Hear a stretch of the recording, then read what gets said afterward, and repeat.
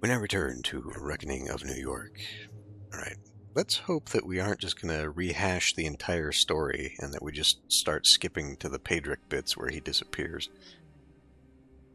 Up in the air. If I let the Ravnos girl out of my sight, things will get extremely unpleasant for me, but playing chaperone complicates my dealings with Fritra.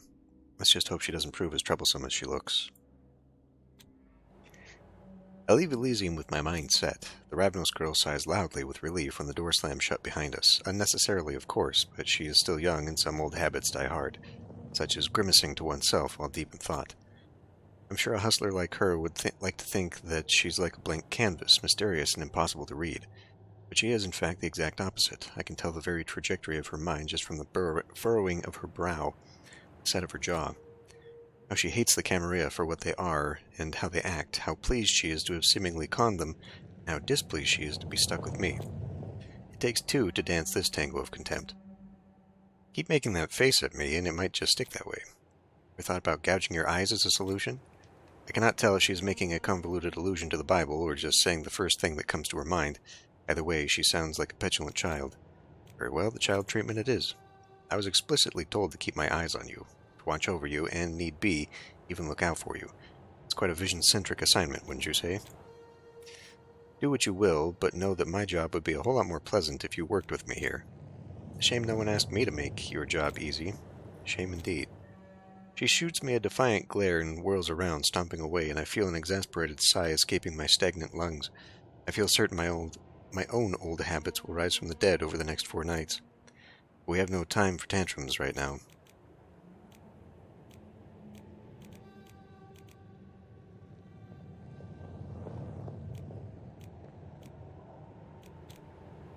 Dawn is upon us and we need shelter. Unless you wish to tempt fate, let's get moving. My haven isn't even in this part of town. You're gonna learn real fast that tempting fate is sort of my thing. Hold up, what do you mean, your haven? It seems communicating with her will not be as easy as initially assumed. Very stubborn young woman, this Kali. Alright, hear me out. I get that this whole thing is a bit of a pain for the both of us. Trust me, I have no more desire to mind you than you have to be minded. But let's rewind for a second. You were the one who picked me out at Elysium and got us both into this mess. If I let you out of my sight, things will get proper unpleasant for me, and believe me, I am speaking from experience. I stepped closer and used my full height to tower over her in an honest-to-God attempt at intimidation. But you will be torn to shreds by Kadir's hounds before they could say, oops. Before you could say, oops. They'll snuff you out sooner rather than later. That is a stone-cold fact. I don't know why the hell I'm having so much trouble reading his dialogue. Judging by her confused face, however, I do not think my tactics are working. So how about we skip the theatrics and you tag along to a place I know is safe? We can regroup and figure out our next move come nightfall. Go to her car, her baby, her precious. I stop mid-sentence, grab my ring and spin, hitting 20 every time until the voices calm down. She wants to go to our RV. Let her do it. Do it. Oh, your RV is completely off the table. Surprise blooms on her face, but she reins it in skillfully. Not a problem, I've got a solid 7 other hideouts. I hide a smirk. I'm sure you do, though if they haven't seen your shadow in the last 6 months, I'd wager they no longer exist. Mind sharing where they were? It's an honest question, one I ask only because of the recent upheaval in New York, but she does not take kindly to it.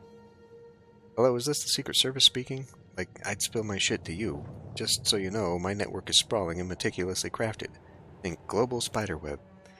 This time I couldn't hide my mocking smiling if I wanted to. Sounds more like you're the fly caught within, believing it's your very kingdom. Meanwhile, the fat spider at the center awaits its chance patiently. It's literally going to be the whole fucking game over again, with verbose dialogue like this for no reason. Yep, keep channeling your inner Keats. Gosh, she very clearly hasn't read even a lick of Keats. Give her the illusion of choice, sure, fine. In any case, we need a place to rest, and my haven is the safest choice. I really hate to resort to violence, but don't presume I won't drag you there if the need arises. It's your call. Every time I don't get a say, it somehow turns out to be my call. Come on, what do you think I'll do? Run away? Obviously. She makes a sad, pouty face. Oh, ye of little faith, would I try to bail on you on Christmas night? You sticking around might just count as a true holiday miracle, and no, I don't bank on holiday miracles. If you are under the impression I'll let you out of my sight, then you're not paying attention. Come, let's not dilly-dally. She grimaces at that, but I'm not sure whether it's about me keeping a permanent eye on her or my choice of words. but I do not care. All right, after you. I can almost smell the scheming off the Ravnos girl, Kali, as we make our... who else would it be? Was that necessary? As we make our way through the night streets of New York City. She glances at me from time to time as if searching for an opportunity. Thankfully, my voices leave me for the moment, but I still keep fiddling with my ring. Emotional support, I think they call it these days. Out of the corner of my eye, I see her rummaging around in her belt bag, but I pay her no mind. She's got a fanny pack? I doubt anything in there would pose a genuine threat to me. Besides, the longer she concentrates on something aside from antagonizing me, the better. I hope we will spend the rest of our journey together in blessed silence. Unfortunately, almost immediately, she clears her throat in an obvious attempt to catch my attention. When I turn to her, expecting a mocking sneer, she looks almost embarrassed. So, what I'm trying to say is, I'm sorry for getting snappy earlier. Rough night, you get it? That is an unexpected turn of events, to say the least. Get it, sure. Well, an apology isn't quite enough, but it is a start. Yeah, we got off on the wrong foot, huh? Let's start again. The name's Kali. With that, she extends her hand. I let it hover in the frigid air for a moment, not because I don't intend to take it, but because I'm flabbergasted by, and slightly suspicious of, this sudden contrition. But her eyes are wide and innocent, so in the end I reach out and shake her hand. Pedro Conroy. To my confusion, she clasps my hand in both of hers and shakes it with near zealous vigor. Nice to meet you, Pedro. Fancy seeing a magic trick? What? Beg your pardon? She flashes me two things, a nasty smile and my dice ring, hidden in the palm of her hand. I can feel my stomach sink and turn to ice, as if vitae was evaporating from my body. Before I can lunge at her to retrieve my ring, she takes a big swing. Get your precious ring back, then fetch. She hurls the ring into the distance. I hear it clink off a wall and am compelled to dash towards that sound. I forget about the council, assignment, Ravnos, everything, desperately feeling around for my ring. I vaguely hear her rapidly receding footsteps, but I don't care. The voices stay mercifully quiet while my mind is both fogged over and focused like a rapier. I need to find my ring. I need to. And then I actually look down at my hands and see that there is nothing missing. All of my rings, the dice one included, remain in their respective places as if they have never even been touched. The relief that washes over me is enough to put out the fire of rage that threatens to consume me whole. I straighten up and look thoughtfully into the sky. It has indeed been a neat magic trick, but it might be time for me to show one of my own.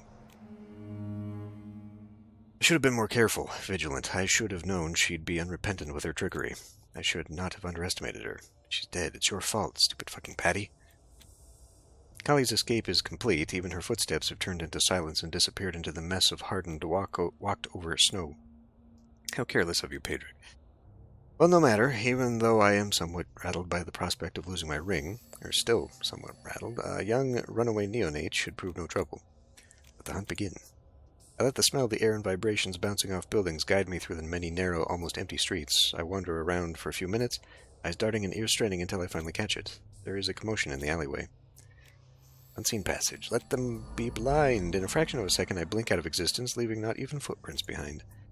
I make sure my gait is steady but silent as I approach the alleyway and peer inside. What I behold is carnage in the making, a group of hunter thugs that Kali encircled, screaming invectives and gearing for an attack. Oh, she's gonna croak. Don't let her die. Save her now. I spin my ring and silence the voices who keep trying to lead me to my doom. I don't even need to notice that this hunter cell is much too small and inexperienced to pose a real danger to a kindred. Simply ignoring my voices will lead to a positive outcome, as it always does. I haven't made my name as the one with all the answers for nothing. I turn my weakness into a weapon. I spend my time sieving out the meaning behind the drivel with which the voices poison my mind. This time the meaning is clear. Kali is not in danger, yet. I decide to observe for a moment. Little Raven is strong. She's not a prodigious or experienced fighter. Her movement lacks restraint and precision with all the ways her limbs flail around, uncoordinated. Thankfully, her undead strength and speed make up for what she lacks in skill, otherwise she might hurt herself before the hunters get to her. Observing the combat, I see the moment when true danger comes. There is one hunter who has evaded Kali's perception. The man kicks her to the ground, straddles her, and raises a sharpened stake above her heart, ready to strike. She has no time to react, but she doesn't need to. I dash toward the hunter and encircle his neck with my hands in a tight grip. I twist it all the way around, reminiscent of some horror movie owl, and then drop him carelessly to the ground. With an oh-so-casual demeanor, I retrieve the stake and toss it lazily a few times. You've lost something. Piss off. I believe thank you is the phrase you're looking for. You should be glad I fetched the ring in record time. She's still lying on the ground, looking grumpy and dejected. I can't blame her. It seems it really is not her night. So I extend a hand towards her, and she glares at it angrily for a while before pushing herself up onto her feet. I grace her with a wry smile. Why don't you hold on to the stake? Consider it a memento of the time you nearly got taken out by a few hunters and needed my intervention. A slice of humble pie, if you will. She grudgingly takes the stake, avoiding my gaze, and tucks it into her belt bag. For the record, I had it under control. But wait, hunters? Oh, who else? Of course, you didn't seriously think it was the SAD, did you? I failed to suppress a chuckle at the ridiculous notion, and she just scowls him further. Do not take it personally, but if it were the SAD you were up against, you'd have been taken out before you even realized there was a threat. They're too well organized, too professional, these guys. These guys, however... See, now the dialogue choices I'm choosing are literally what he said in the first go-around. And yet I was given choices, so we could have even changed the dialogue. So what... It would make sense if both had been available at the beginning. Then we could go down one person's perspective or the other. But the fact that this unlocked after Kali's... Like, I just don't understand the need for this. Why are we even repeating this? It would make sense if it was just like a short little side campaign of this is what happened when Pedrick left her alone for a bit. I sweep my hand around, gesturing toward the fallen hunters. Well, they haven't quite mastered the element of surprise. Still, running into that many in one place, Kadir mentioned something about a locust swarm back at Elysium, but come on, twice in one night? It's more than just bad luck. She sounds truly morose, as if adversity were not a familiar foe. I guess some kindred are lucky. But this time she is also correct. Indeed, New York is nowhere near as safe for our kind as it once was. This is not your typical hunter behavior. It's an anomaly, and its source is still unknown. Until we figure it out, I strongly advise against sprinting like a demented cheetah, biting whatever's within arm's reach, or showing off your unique powers. For your own safety, assume you're under constant surveillance. Choose your moments wisely. She winces and rolls her eyes, looking bored as if listening to a lecture at school, but I can see the cogs turning in her brain. Perhaps she has grasped the depths of danger awaiting the kindred in New York City, which tells me I should only drive my point further. And you might want to rethink your attempts to ditch me. I might not arrive in time to save you the next time you get in trouble. She rolls her eyes again, but nods. All right, maybe sticking with you might have some benefits. I cock my head thoughtfully. Am I hearing things, or was that a compliment? She snorts inelegantly and waves her hand. Don't let it go to your head, and don't expect a repeat. Now, about that haven of yours?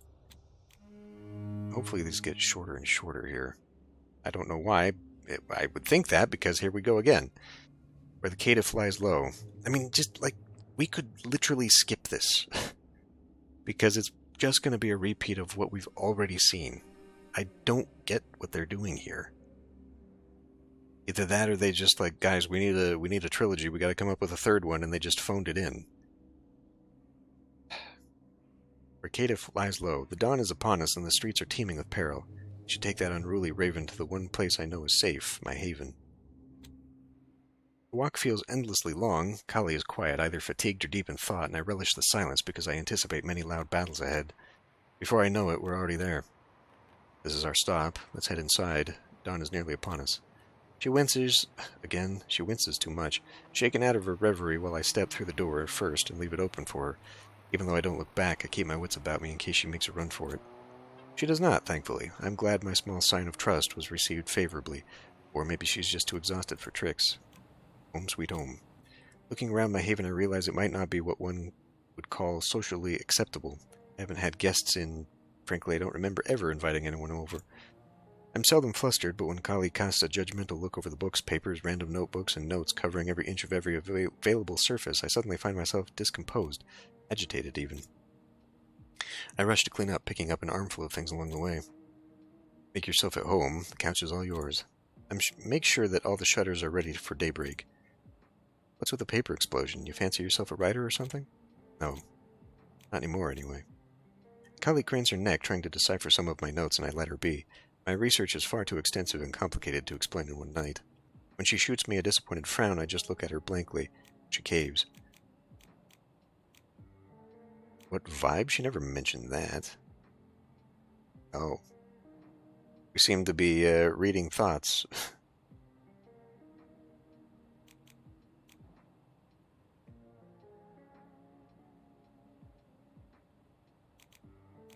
You've got a keen eye, I think. You've read the vibe correctly. History is fascinating. So we just skip her dialogue, then? That's weird. Almost as much as Keats. She looks at me confused. She'd already forgotten her earlier reference to this poetry. Whatever, but hey, if you need something tangible from history, like some antique knick-knack, hit me up. I know a guy who knows a gal who will definitely hook you up. I gave her a faint smile. The way she thinks is truly amusing. Lightning quick, but meandering in the most surprising of ways. Get some rest. We've got a busy night ahead of us. She collapses onto the stray sheets of paper on the couch and is out in a matter of seconds. I make sure the door is closed, but put away the more interesting books in my collection, and then I follow her lead. The deep void of slumber welcomes me with suffocating arms the way it does every morning, and I let myself be strangled to sleep by the comforting darkness. Okay, now we're pushing through a little bit faster now. 6 months ago. Arg. Hush now, hush. You are in good hands here. You're nearly through. Just a few moments more. Oh, show some backbone. It is a privilege to be one of the chosen. This is my blessing that I am bestowing upon you. Vicissitude is a fine art, and you are the clay to which I give shape. A dash of discomfort is but a small fee for such grandeur. Vicissitude. Many dragons specialize in vicissitude, a power which enables them to reshape their own bodies as well as those of their subjects and unwilling victims. They can sculpt or distort skin, muscles, even bones, resulting in forms that are sometimes disturbingly beautiful, but often monstrous. Kindred who practice vicissitude create a range of modifications, from practical body tools to expressive ornamentations. Now silence. My concentration must remain unbroken. You would not wish for an error, one that misshapes something as vital as your glabella, would you? Good. Now let me take a good look at you. Oh, it's this guy. Oh, okay. He swapped bodies? Perfect. Hauntingly alike. Interesting. Yes, let us end the night.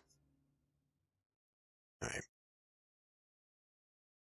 At the expense of trying to push this forward, I guess we'll just keep going. Maybe we'll get lucky and the nights will go faster. When I finally claw myself out of the well of slumber, the sun has only barely set. Cully is still fast asleep, laid out on my couch like the corpse that she is. Who knows how long until she stirs? I kill the time the way I always do. I plunge into the unknown of novels, essays, and treatises, looking for even the barest mention of inner voices, the briefest explanation of their purported providence. My research so far has been fruitless, and tonight is no exception. I hope Vritra comes through on her promise soon enough. A flicker of movement catches my attention as Kali's eyes crack open, but I continue looking at the dusty page in front of me. Let's go. Since you're up, we can be on our way. She groans and turns away from me. Just because I'm awake doesn't mean I'm up. Give me 5 more minutes. My eyes roll of their own accord. As you wish. It's your sire's head on the line, not mine. She groans again and mutters something doubtlessly unflattering under her breath. Fine, I'm up. So, did I snooze through anything noteworthy? I jot down one last note and carefully close the book before finally glancing up at her. She is sitting upright now and squints around the room in a bit of a daze. I depend on your definition of noteworthy, but I have been pondering our next steps. Oh, do tell. I have been working for the Anarchs for the past 2 years and forged friendly relationships with some of them, Torque included, although in this particular case I would rather avoid his presence. Trouble in paradise? Hilarious. Trouble in the Bronx. Torque is more than occupied with the current goings-on within his turf. He may have neither time nor patience for a visit. Pity. So what do you propose, then? I look out the window, collecting my thoughts into a coherent stream. The allegations against your sire... See, I happen to know someone who used to be deeply entrenched in the darker corners of the Red Market, an anarch working not too far from here. If Castle truly wields as much influence as the court suggests, my contact could offer substantial aid. Substantial, you say? Wow, can't argue with that, except it's a no-go, amigo. Again with her insufferable slang. I repeat the words, trying to get used to their shape in my mouth. A no-go, amigo? Look, I get it, you have friends and contacts aplenty, but so do I. Also, I know Reynard Castle like the back of my hand. We've been dealing all around the city, on and off for almost 2 years. There's got to be somebody here who knows where he bailed. I'm sure her lengthy elaborations will lead to a point someday. I can see her hesitation as if she is mulling over something in her head. I wonder what she's trying to conceal now. There's this one guy who hangs around Harlem, Eli Sansarique. Apparently he's one of the few kindred that didn't burn with hatred for Reynard, so it must mean they were getting along. Bewilderment surges through me. El Sansarique, or Eli Sansarique? Well, I should just call him El Sansarique. The serpent? Why, do you have something against him? Is this a joke? I don't know if she's truly witless. I don't know if she is truly witless or just pretends for her own amusement. Either way, I cannot let her not know about the Ministry if we are ever to set foot on their territory. Do you have the slightest inkling about what Sensorik's capable of? A veritable river of memories floods my mind, showing me the atrocities committed by the Setites in just the past 2 years. Cully doesn't seem to know much about Sensorik, but she definitely doesn't like the look of my face. Go on, enlighten me. To put it bluntly, only in the most desperate situation would anyone with an ounce of sanity consider seeking out Eli Sensorik. Perfect lead, given my circumstances. I can go find him now, have a little chat, and be back in no time. Sigh inwardly. That child still thinks she's capable of tricking me. Fool me once, Cully. We could go find him, but it's far from the best course of action at the moment. Sensorik is known to be extremely dangerous and territorial. We should not take him lightly. I propose we go to the Anarchs first. At least we will not be in danger of losing our heads. You're being so dramatic. We're going to be fine. What's the worst that can happen? I stare at her incredulously. Well, I mean, final death, I guess, is the worst thing for the vampires, but ultimately it is carnage, we know that. Whatever. I believe us literally losing our heads is most definitely in the realm of possibility. We'd split the party, you know. Again, we most certainly could not. See, I think, not only does she not listen to reason, she also has the attention span of a hamster. She waves at me defensively as she rummages through her belt bag. Oops, sorry, I think I reached my limit there.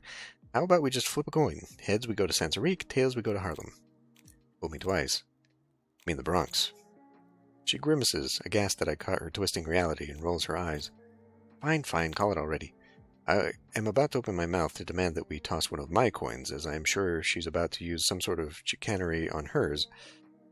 But my voices erupt into a deafening cacophony. Yes, she'll win, lad, she'll win! Grab my ring and twist it desperately, chasing away the din. Choose, boy, we're going to see Sensorik. Yes, Sensorik. We'll finally meet Sensorik 20. Finally, blessed silence. So if I choose, she'll win? I look up at her and nod. All right, but you call it. She shrugs, grinning at me in delight. Suit yourself, buddy. It's your funeral. Heads. She tosses the coin, and it glimmers in the warm light of the floor lamp, soaring through the air as it spins quicker than the wheel of fate.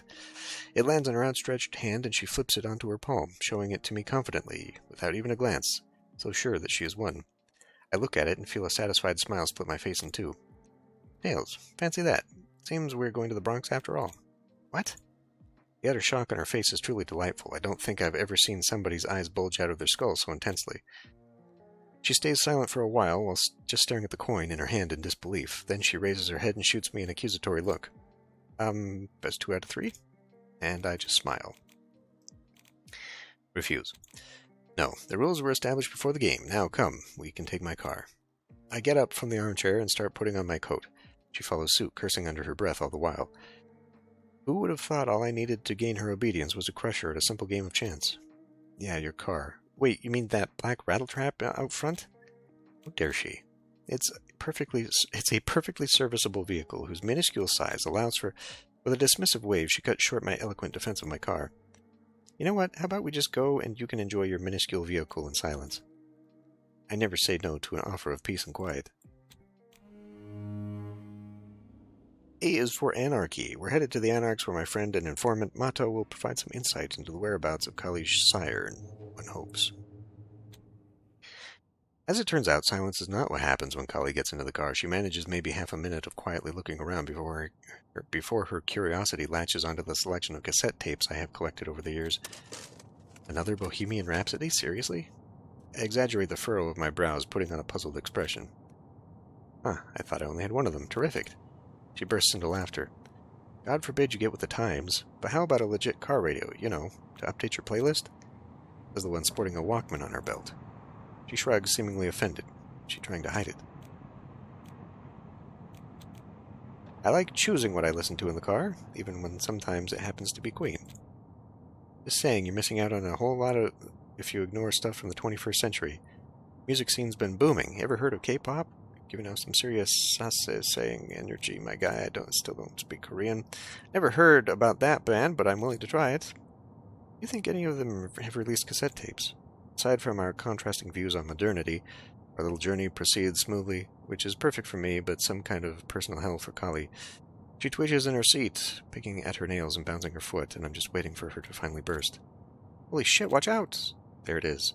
A disappointing attempt at diverting my attention towards nothing. The streets are as quiet as they come. We're gonna crash, and... Seriously, are you a robot or what? No, just seasoned and in the right mind.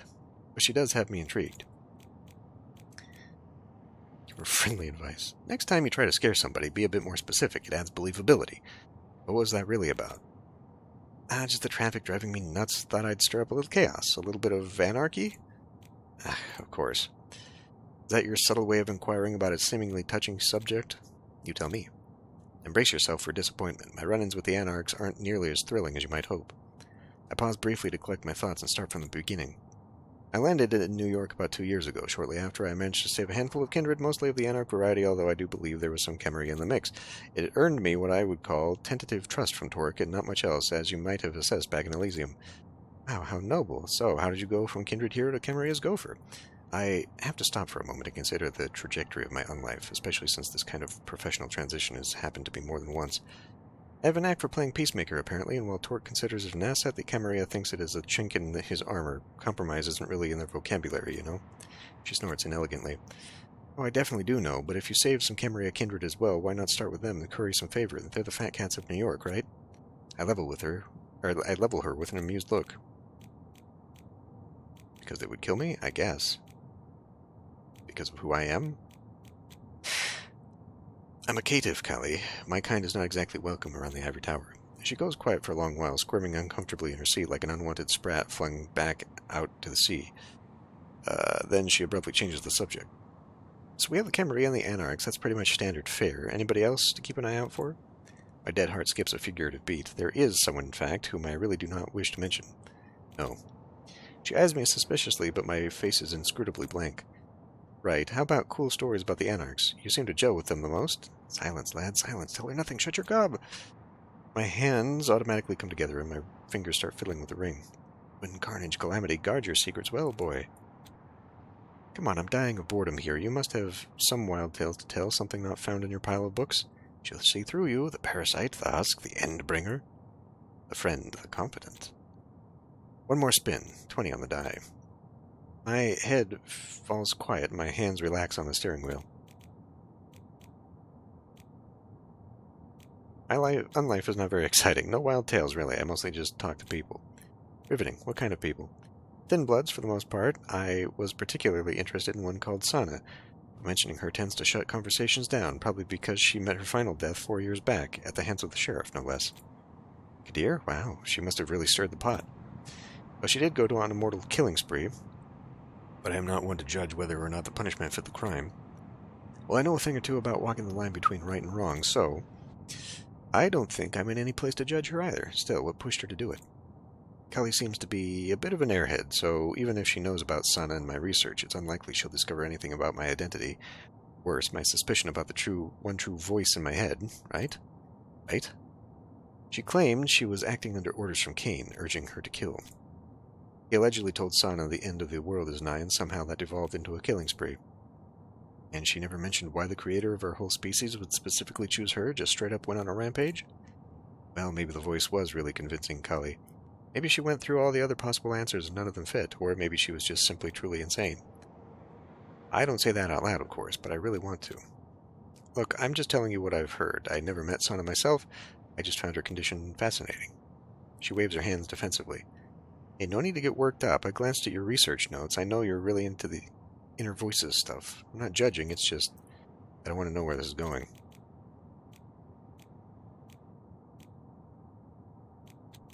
How about we see who can stay silent the longest? It's just that you have some really niche hobbies, you know? May I interest you in, crocheting or something? It's a lot less intense than chasing crazies. My loud, long-suffering sigh successfully ends our conversation. There's a gallingly satisfied grin on her face. I pull up to Mato's shop, much to Kali's bewilderment. Are you sure this is the spot? I can ask for directions or something. I ignore her and focus on parking, slowly and carefully aligning my car with the curb. Last time I left it here, somebody tore off one of the side mirrors, so some precautions are definitely in order. Finally satisfied, I turn the engine off. Let's go. I get out of the car. It takes her a while to follow suit. Did she expect some kind of ceremony? But she catches up as I set foot into the shop. Mato, are you here? A huge, burly kindred steps out from the shadows, quieter than a mouse. His grime-covered arms are all set to give me a bear hug, but I manage to stop him with a warning look. Patty, looking good, my man. What can I do for you? Need me to take a look at that old clunker of yours? My car is perfectly serviceable. My clunker is in top shape, thank you, Mato. Besides, I can see you are rather busy tonight. Still, I hoped you would have a moment for a few questions, though. It won't take long.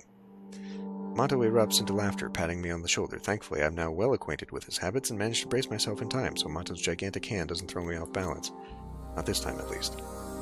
Anything for you, my man? And speaking of, who's this you brought? Mato's gaze cuts right through Kali, his hawkish eyes surprisingly cool and sharp despite his rugged exterior. She seems to sense that he's sizing her up expertly and tries to puff it up a bit, but to no avail. Mato, meet Kali. She's got a bit of a situation with the Ivory Tower. You see, well, to put it short, her execution is on hold, provided she delivers the council her sire's head on a silver platter. Mato let out a long whistle in grudging respect. Damn, what's your sire accused of? That's kind of what we're trying to piece together. Ever come across a lick who goes by Reynard Castle? Reynard, huh? Can't say it rings a bell. What's his deal? Blood trade, among other things. On purpose, I say the words quietly, sharply, and without no hesitation. I've learned that with Mato, there's no use in beating around the bush, and that the topic of blood trade is an extremely touchy subject for him, given his Tremere heritage. Best to rip that bandage off as quickly as possible. Matos remains silent and motionless for a moment, while the tension in the air builds like a wall. I left that shit behind, man. You know that. I understand, but I know, believe me. We're not here to dredge up the past. We just need a direction, nothing more, nothing less. Surely there's someone who's still in the loop, someone who might have heard some rumors. He's avoiding my eyes, fiddling with a rag. Damn it, I might have pushed him even further. I might have to push even further. I get it, it's a difficult situation for you, but I was really hoping you could help me out here. You know I would not hesitate to reciprocate, as I have in the past. Yeah, I know. He seems more resigned than irritated, but still refuses to speak, eyes downcast, body language borderline deer in headlights. His obstinacy is, frankly, extremely vexing. I'm about to double down on the guilt-tripping, but when I shoot Kali a quick look, she smiles and steps forward. You see, I've only known Patty here for, a single night? Turns out that's more than enough to figure he's pretty good at killing the vibe when he puts his mind to it. Patty? To think I let her into my haven last night. Ungrateful brat. And that traitor Mato laughing at my expense. She's trying to manipulate him, I get it, but it doesn't mean I'm any less irritated. Look, I don't know the first thing about you, the whole blood trade drama or whatever. That's not my business. I'm not about to dig into your dirt. Survival's the game we're all playing, right? It's interesting the way she speaks, almost as if somebody put those words in her mouth. So I'll back off. Plus, I'm in a spot where I really can't afford to have anyone else in this town pissed off at me. Yeah, gotcha. It's just that no need to spell it out for me. Gnarly pasts are sort of my thing, you know? Let's just drop the whole shebang, alright? He nods hesitantly while she smiles and takes a few steps toward a fuck me. Takes a few steps towards a motor... Fucking Christ. A motorcycle in the back. I gotta say, though, you got quite the setup here. Wait, is that a ZX-10R? Oh, what? All right. Fuck. God, this is verbose. Picked it up super cheap from Zendivo in Long Island. The guy had a nasty crash, pretty much wrecked it. Let's go. I will not lie, the moment it started chittering and excited, my ears shut off and a mind the motorcycle water army, but it does seem Kali and Mato are bonding over mine. I come over here near the end of their conversation. I'm always on the hunt for a good find. I can guarantee a model. Okay, you know that. I have to pick a Camarilla situation first. Ah, yes, clever segue back to the root of our problem. She softened Mato up, but it seems I'm the one to deliver the coup de grace. Mention other contacts. We should go, Kali, and find actual answers elsewhere. I might have another contact with some intel, but we need to make an appointment post-haste. Sorry to bother you, Mato, and thank you for your time. Kali winces a little, and Mato looks at me with profound sadness in his eyes. I quickly turn away. I'm not immune to the face of a scolded puppy. See you around, I hope, and if not, Patty here will give you my regards. Not her with that Patty again. But for what it's worth, our improvisation seems to have worked. We take only a few steps toward the exit when Mato curses under his breath and speaks up. Hold up. I shoot Kelly a meaningful look, but it vanishes by the time we both turn around. Rag, yes. Really out of the business, okay. Some whispers. Ain't that the truth? So there's the Thin Blood Alchemist. Skylar's her name. Sunny's? Yeah, it's Empire of the Sun on Anarch Drive. Exactly, it's Sunny's. Okay, I appreciate your help. Fuck. I owe you big time. Okay, flustered. Don't mention it. Still... Not so fast, Ronto, Mia, and pointless extra dialogue, and here I thought the stench of rot and sulfur would have alerted me to her presence. Miss Rento, what a pleasure. She glares at me, absolutely livid, and I fight to keep my wits about me. She's such a despicable woman. Torque needs you, now. Does he now?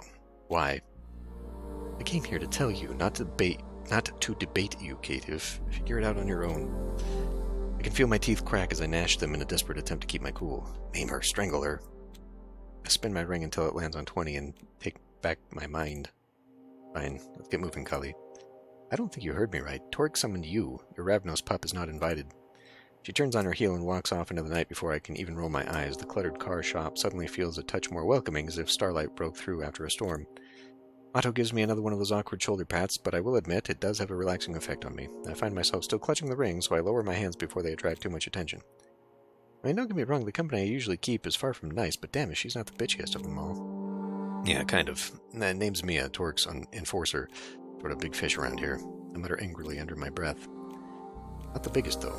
Thankfully, there are always bigger fish in the pond. Easy, Patty, you wouldn't want her catching wind of that. I clear my throat in a uselessly mortal manner. It seems I was right about Kali's company bringing out that part of me.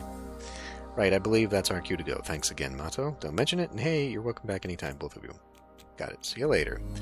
This is where we finally split up, and there might be some interesting story that is different. I can barely see Kali or my surroundings through the red mist of fury. Voices in my head aren't even awake, but I still furiously spin my ring in a fruitless pursuit of peace of mind, and then Kali decides to speak up. Not gonna lie, I don't think I've ever met a kindred as charming and likable as Mato. What's his deal? Where's he hiding the bodies? From what I gather, his skeletons are buried deep in his past. Mato used to be quite skilled thaumaturge once. Delving into the darker arts, albeit reluctantly, his sire can be quite intense. Aren't they all? Forgot she can relate to that. Right. To my surprise, this mindless conversation helps me relax and forget about Mia Sorrento bossing me around.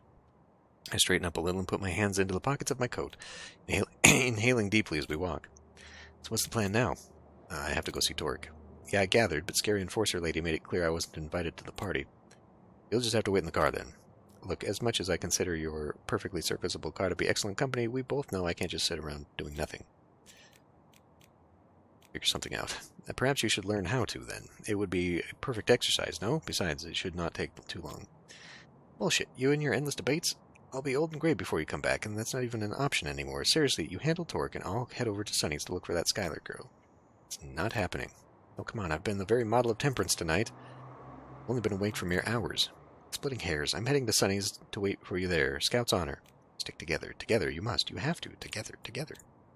I sigh and rub tiredly at my eyes. The night has just started, but I'm already longing for slumber.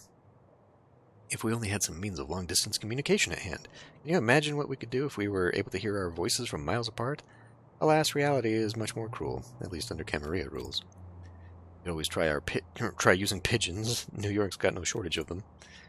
Oh, so you're a comedian now. Hilarious. My mouth twitches, wanting to smile, but I manage to suppress it. Look, it seems we're out of options here. You'll have to come with me and wait for a bit. I'll figure out what Torque wants from me, and then don't let her out of your sight. She'll bring naught but doom. Engrossed in battle for mental control, I barely notice Kali's hand waving in front of my face. I keep spinning my ring as if my unlife depended on it, because it probably does. Let her go, Fionn. At 20, finally. I breathe a sigh of relief and look at Kali seriously. All right, let's meet at Empire of the Sun in an hour. She gawks at me, jaw on the ground. Hold up, for real? Empire of the Sun, 1 hour. Do not let me down.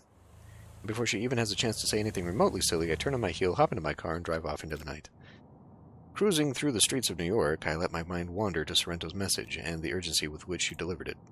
I can't be sure if this matter is as important as she made it seem. Sometimes Torque summons me when he's genuinely concerned about the well-being of the Anarchs. Sometimes it's to complain about the Council being particularly vexing that night. Sometimes it's just to remind me where exactly I stand in the local food chain. Normally I don't mind. The benefits I reap from having Torque's protection far outweigh all the indignities that await me night after night. He's useless, thankless, what a dumb fuck. But I am somewhat occupied at present, so Torque had better have a damn good reason for summoning me like a djinn from my lamp. Fuck, okay. Now we can get I am baffled by the choice that we have to go through the story again. And all the damn dialogue that we've already read. I'll probably just start skipping that shit. When we enter a scene we've already gone through, I'll just... I don't... It would not be at all incongruous to just have time skips. You know? Like, we know everything that happened. Like, it does it itself. It's like 6 months ago. It could just say, days later, the next day, whatever. And we could just skip through time to things like this, which we did not see before. But anyway, deal with that next time.